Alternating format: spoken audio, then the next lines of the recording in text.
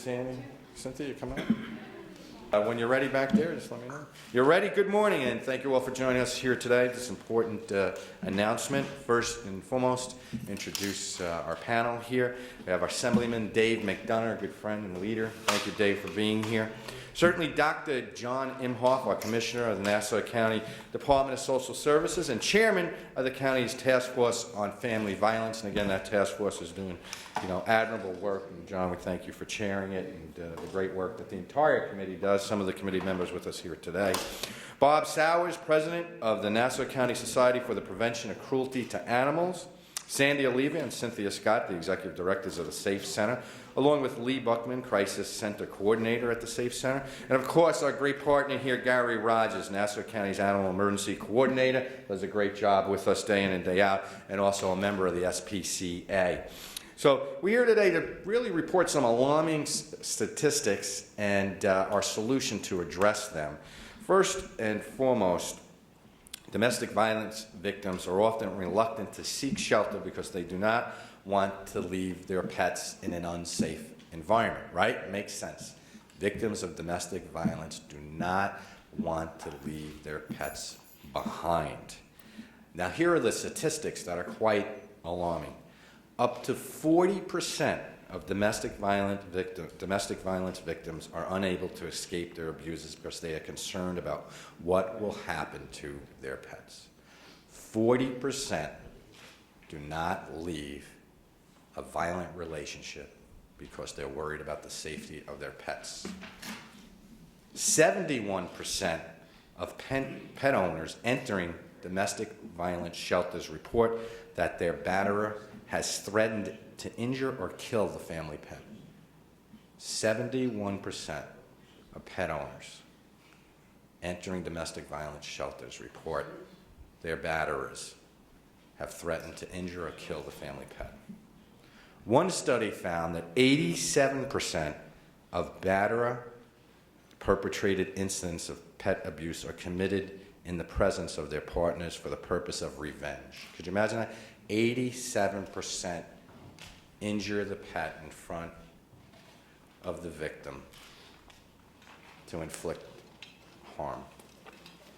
So these statistics clearly call out for a solution, and I am very, very proud and honored to join with the people here today to come up with a solution that works. The SPCA and the SAFE Center have joined forces, two excellent not-for-profits that do wonderful work here in our county, and at no cost to the victims of domestic violence, the SPCA will take care of the pet. So they have offered new Nassau SPCA program that offers free pet protection to victims of domestic violence who have fled to the SAFE Center. So if you're seeking that help that the SAFE Center provides and you're worried about your pet, we have a solution. That solution is the Nassau SPCA, who will take in the pet. Domestic violence victims are urged to call the SAFE Center hotline, and that is at 516-542-0404 for assistance regarding safety, planning, and shelter. Again, 516-542-0404. The Nassau County SPCA will visit the SAFE Center to pick up the pet and bring them to a private facility for housing and vet care. So we hope to change those statistics around, those alarming statistics that are preventing victims of domestic violence from seeking help, because now they have a solution. If they're worried about their family pet, they can bring it along with them and be assured that the SPCA will take care of that vet and will take care of the pet and provide it the care the pet needs and the safety that it needs, and give the victim a clear mind to address the terrible issue that they need to deal with. So with that, again, I want to congratulate and honor and thank the SAFE Center and the SPCA, and turn it over to my good friend here, Assemblyman Dave McDonough. Dave. Thank you, Ed. As a member of the County Executive's Task Force on Family Violence, I am very happy to hear this, and I salute the SPCA and the Safe House by working together. Because as you've just heard the alarming statistics, it is so common that a batterer or a perpetrator will often say, all right, I'm going to hurt the pet. I'll shoot the pet or kill the pet.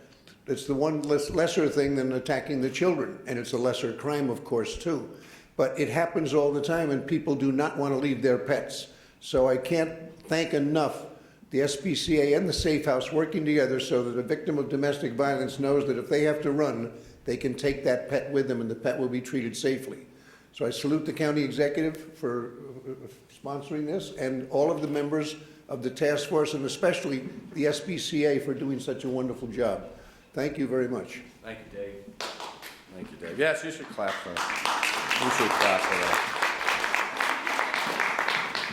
And now to provide some additional details, we have Sandy Oliva, Executive Director of the Safe Center.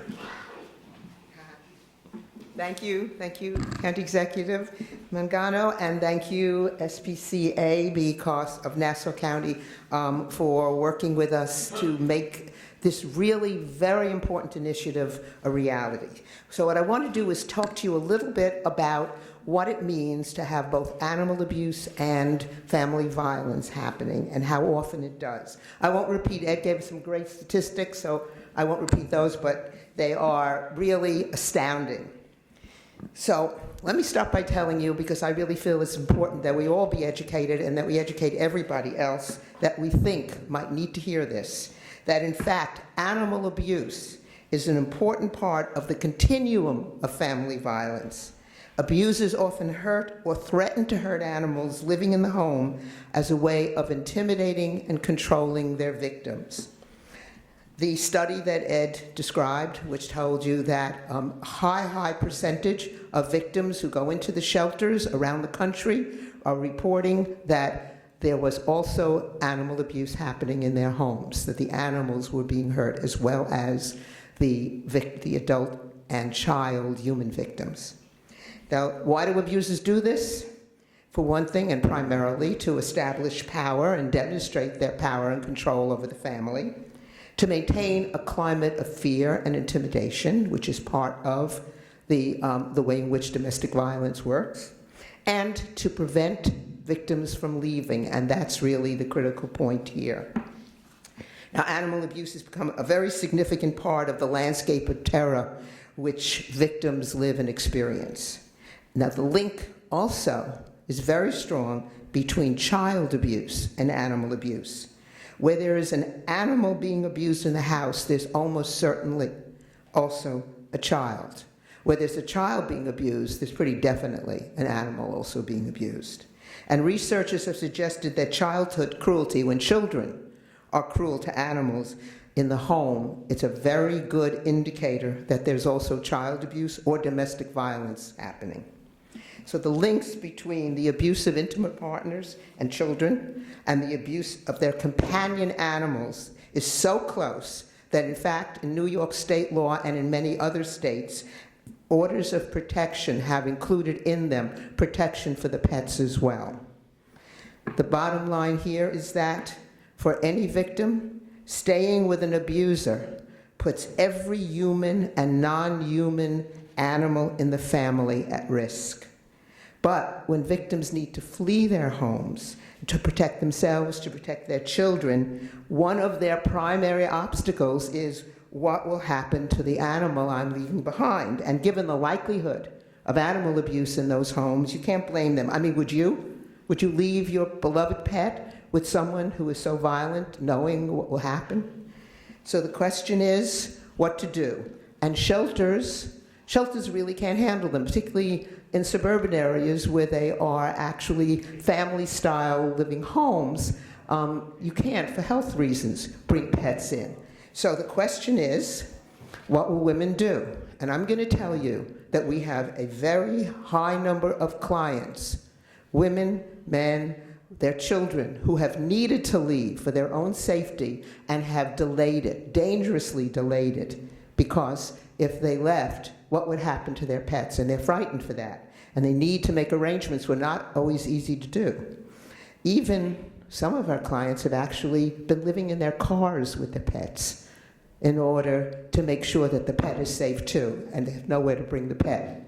So that knowing now that we have this incredible initiative, that animals will be safe as long as the victims, the human victims, are in the shelter, the families will know that their pets are safe. And it will make an incredible difference, because if a victim and her children need to be in our shelter, the SPCA will come and will take care of the animals for as long as that is necessary, for as long as the family is being sheltered. And believe me, that's something that has never happened before in Nassau County. So we're very, very happy about that.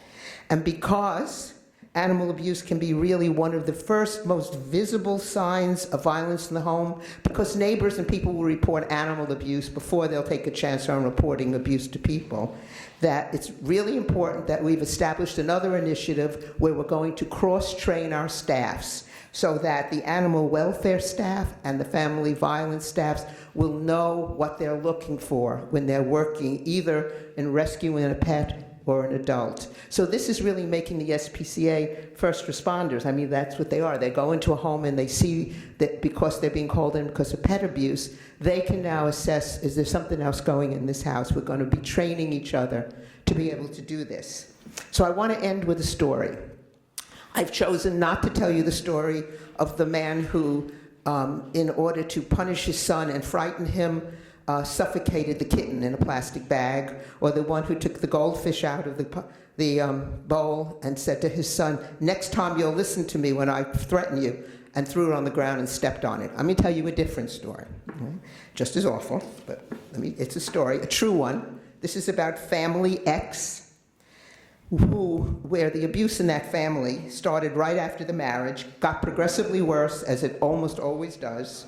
Their child, when we met him, was only 8 years old, but he had terrible, terrible memories of abuse against his mother, which he'd often witnessed. One day, however, the father threatened to kill their dog to punish the mother for something that he felt she had said or done. So he went and got his gun, and with the child and the mother watching, and they were, of course, terrified, he took this dog, opened its mouth, stuck the barrel of the gun in the mouth, cocked it, and said, I'm going to teach Mom a lesson today. Well, terrorized. The mother cried, she begged, she pleaded, she swore, please don't. And he didn't. But she knew that there would be a time he would. There was not going backwards on this one. So with our help, they were able to get an order of protection, which kept him out of the house, which prevented him, or told him he could not hurt or abuse anyone in the family, including the pets. But they're safe now. That may not be true someday. If it comes to a time when they need to be in our shelter, that mother and that child will be able to go there because they'll know that that dog and any other pets they have will be safe as well. So together, our agencies are doing something wonderful that we know is going to help many, many family stories have a happy ending. So thank you. Thank you for initiating this, for following through on this. It's wonderful. Thank you. Thank you. Thank you, Sandy. Now we have Bob Sowers, Nassau County SPCA President. Thank you. I thank everybody for coming. Just briefly, I'm very happy on behalf of our agency to be part of anything that makes things safer for the animals, and I really want to thank Gary Rogers. Gary put this together, and Gary deserves the accolades along with the Safe Center people. Gary. I don't want to go over everything Sandy said or the county executive said. Animal cruelty is a serious issue. This program, though, today exists because we have a county executive that cares about animals. And he proved that during Sandy when everywhere else on Long Island closed their shelters down, and we stayed open for 4 months with 514 animals. After that, we got together and decided we needed programs for animals, and this is one of the initiatives that he thought was very important. People need to be able to flee their home. A victim has to be able to leave and be able to know they can take their pet with them. And we got together with Sandy and the commissioner, and we worked this out, and we're looking forward. We've already actually have housed animals, and now that the public knows, we hope that people will flee when they can and take their animals. And we're not talking about dogs and cats. We're talking about fish, turtles, whatever you have. If it's a horse, whatever it is, we will take it and take care of it. Good man. No, extend it to horses. That's awesome. Well, thank you, Gary, and certainly it's great to have you on our team and day in and day out work with you. He does a wonderful job and wound up being a very busy job here in the county, and we appreciate that, Gary. Just briefly, I want to thank you Oh, my for pleasure. her, Kate, Sandy. You know, Bruno, the last dog Yeah. we leave there, who's doing wonderful. I visited him a couple months ago, and he just had his 1-year anniversary. But Well, thank you thanks to you, Ed. And thanks for your commitment. They placed every single dog. And Bruno was the most challenging one because he had a very hard side to him. to be nice. But it was great that you would get Bruno, a good home. Very big dog. But that was wonderful. Wonderful work by everybody here. Let's give them a big round of applause for the work they do day in and day out, really helping people in need and pets in need. Any questions on the program? Just to be clear, so the SPCA takes the animals only as long as they're in the safe center, or is it if they choose to leave the state, if they don't feel they can care for it? What's the circumstances in which? The SPCA will take the animal as long as the person remains in the safe center. We're not going to be a boarding facility for people. If you have a threat and you're going to be there, we will care for that animal as long as you're there. When you leave, you have the option of taking your animal back or signing it over to us, and we'll find a new home for it. But we will not care for the animal after once you leave the safe center, you're responsible for your animal. Any other questions? Okay, thank you very much.